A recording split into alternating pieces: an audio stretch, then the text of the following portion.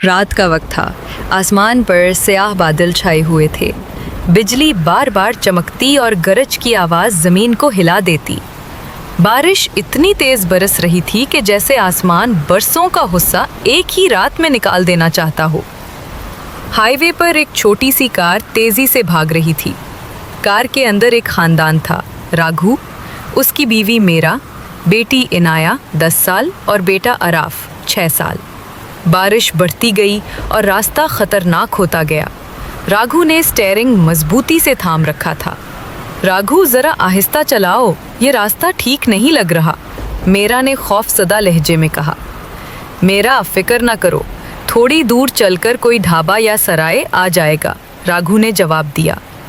मगर किस्मत को कुछ और ही मंजूर था। गाड़ी का टायर स्लिप हुआ, एक जोर का झटका लगा और गाड़ी एक तरफ रुक गई। इंजन बंद हो चुका था। सब परेशान थे कि अचानक इनाया ने खिड़की से इशारा किया। पापा देखो, वहाँ एक बड़ा घर है, शायद कोई हवेली हो। बारिश की धुंध में वाकई एक पुरानी हवेली झलक रही थी। बड़ी बड़ी खिड़कियाँ, टूटे हुए दरवाजे और दीवारों से पानी बह रहा था। राघु ने कहा, चलो, शायद कोई रहने वाला हमें एक रात ठहरने दे, सुबह गाड़ी देख लेंगे। फैमिली ने छतरी ली और बारिश में भागते हुए हवेली के दरवाजे तक पहुँचे। राघु ने दस्तक दी, जवाब ना आया। उसने दोबारा जोर से खटखटाया। अचानक दरवाज़ा खुद ब खुद क्र क्र की आवाज़ के साथ खुल गया। अंदर अंधेरा था। पुरानी मोमबत्तियों की हल्की रोशनी कुछ तस्वीरों पर पड़ रही थी। तस्वीरें अजीब थीं। अजनबी लोग जिनकी आंखों में नफरत और होंठों पर एक पुरस्रार मुस्कुराहट थी। मीरा ने घबरा कर कहा, ये जगह ठीक नहीं लग रही, हमें वापस जाना चाहिए। लेकिन राघु ने कहा, बारिश रुकने तक यहीं ठहरते हैं, बाहर तो कुछ नजर भी नहीं आ रहा। फैमिली ड्राइंग रूम में बैठी। पुराना फर्नीचर गिर्द से अटा हुआ था। आराफ ने सोफे के नीचे से एक पुराना खिलौना उठाया, एक टेडी बेयर। मुम्मा, ये देखो कितना पुराना है, उसने खुश होकर कहा। मीरा ने खौफजदा लहजे में कहा, बेटा फेंक दो, ये किसी का है। मगर सबने देखा कि इस खिलौने के बाजू पर पुराने खून के धब्बे लगे थे। अचानक एक खिड़की जोर से बुझी और एक मोमबत्ती बुझ गई। कमरे में गहरा अंधेरा छा गया। आधी रात के करीब अनाया ने सरगोशी की, पापा, कोई सीढ़ियों से उतर रहा है। सबने कान लगाए। वाकई किसी के नंगे पांव चलने की चाप आ रही थी। ठक ठक ठक। राघु ने टॉर्च जलाई और सीढ़ियों की तरफ देखा। एक लंबा सा साया नीचे आ रहा था।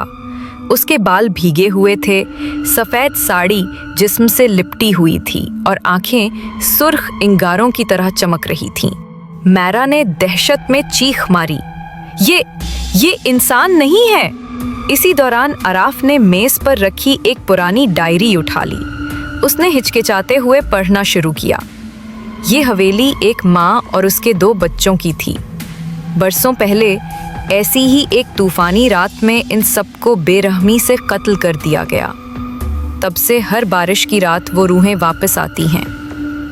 अगर कोई खानदान उस रात यहाँ आ जाए, वो सुबह नहीं देख पाता। मीरा के हाथ से डायरी गिर गई। सबके चेहरों पर हवाइयाँ उड़ गईं। अचानक खिड़की खुली और एक सर्द हवा का झोंका अंदर आया। इसी के साथ एक औरत की चीख कमरे में गूंजी। सफेद कपड़ों वाली वो औरत बिल्कुल करीब खड़ी थी। उसकी आंखों से खून रस रहा था। तुम सब मेरे घर में आए हो, अब तुम यहीं रहोगे हमेशा के लिए। उसकी आवाज कानों को चीरती जा रही थी। बच्चे माँ से लिपट गए।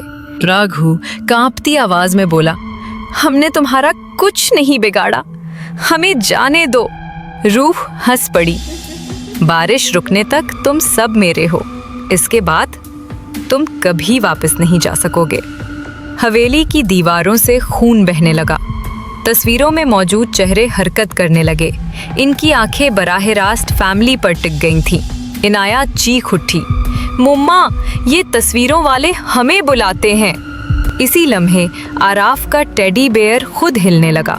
उसने एक खौफनाक आवाज में कहा, अब तुम सब इस घर के हो। मीरा और इनाया ज़ारो कतार रोने लगीं। राघु ने मोमबत्ती उठाई और रूह की तरफ फेंकी।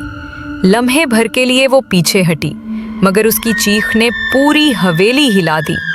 दरो दीवार लरजने लगे, खिड़कियां खुद ब खुद बंद हो गईं और कमरे में अंधेरा छा गया। फैमिली एक दूसरे को जकड़कर पूरी रात गुजारती रही। रूह कभी खिड़की पर दिखाई देती, कभी सीढ़ियों पर, कभी ऐन उनके पीछे। बिल आखिर पहली रोशनी कमरे में दाखिल हुई तो सब कुछ खामोश हो गया। राघु ने हिम्मत जुटाकर कहा, चलो जल्दी निकलते हैं। वो बाहर भागे। गाड़ी के पास पहुंचे तो देखा गाड़ी बिल्कुल सही हालत में थी, जैसे कुछ हुआ ही ना हो। इंजन फौरन स्टार्ट हो गया। वो तेजी से हवेली से दूर जाने लगे। मेहरा ने पीछे मुड़कर देखा। हवेली अंधेरे में डूबी हुई थी, जैसे कभी वजूद ही न रखती हो। सबने सुकून की सांस ली, मगर जब राघु ने रेयर व्यू मिरर में झांका तो उसके बच्चों के बीच वही भटकी हुई औरत बैठी थी। गीला बदन, सुर्ख आंखें और एक हौलनाक मुस्कुराहट के साथ कह रही थी, तुम बच तो गए, मगर मैं तुम्हारे साथ हमेशा रहूंगी। और अगर आप ऐसी ही मज़ीद खौफनाक और सनसनीखेज कहानियाँ सुनना चाहते हैं तो हमारे चैनल को सब्सक्राइब करना ना भूलें। साथ ही बेल आइकॉन को दबाएं ताकि हमारी नई कहानियाँ सबसे पहले आप तक पहुँच सकें।